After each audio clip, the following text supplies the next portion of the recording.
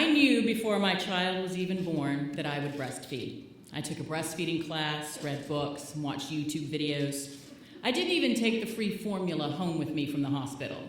I was ready. I'd planned to breastfeed for 1 full year because that is what the experts said was best.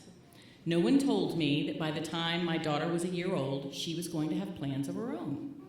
Specifically, those plans were that she was going to gnaw on mommy's breast all the way to college. And unlike a pacifier, you can't take them off and hide them in a drawer and tell her the tit fairy took them away.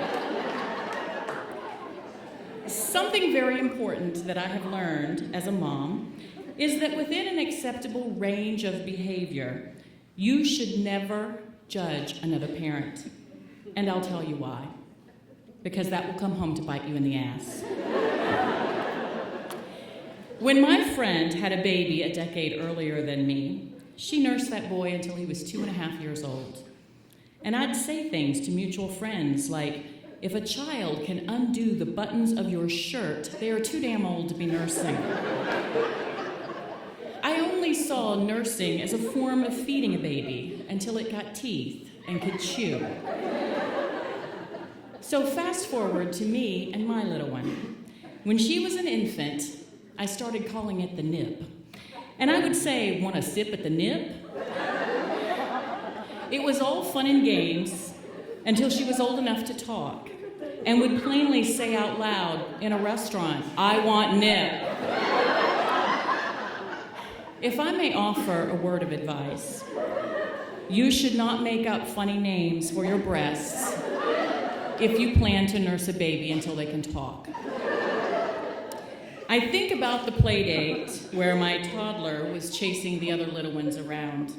She stopped in mid-run, came over, lifted my shirt, nursed for approximately 3 seconds, then chased off after her friends again. I had just become a water fountain. At 18 months, I instituted the rule, no nursing in public. We would not nurse in front of other people unless she was sick or frightened at, say, the doctor's office.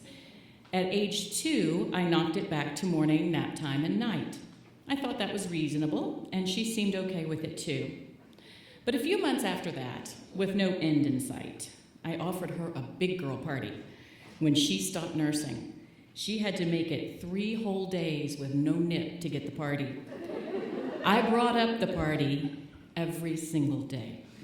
What kind of cake do you want? Ooh, how about cupcakes with sprinkles? What kind of theme do you want? Barney? Elmo?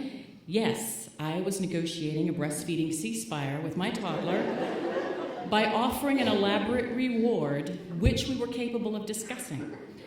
And after all those years of tearing my toddler nursing friend a new one, the irony was not lost on me. Finally, the day came. 1 day, then 2, then 3, and it was party time. I let her have cupcakes and a cake. She got tons and tons of presents, most of them from me, and her grandparents drove in from 3 states away. It was quite a celebration. She was so proud of her new big girl status, but no one was happier than me. After 2 years and 5 months, I felt like I had been breastfeeding forever. I have to say, though, until I nursed my own child, I had no idea of the bond that is created through that act, that it truly is about much more than food. But I felt that my job was complete. I had cared for her in an incredible way for as long as she needed. In the end, she was the one to wean herself, with heavy encouragement from me. Thankfully, I was not going to have to nurse her to sleep at night in her dorm room. And all was right with the world.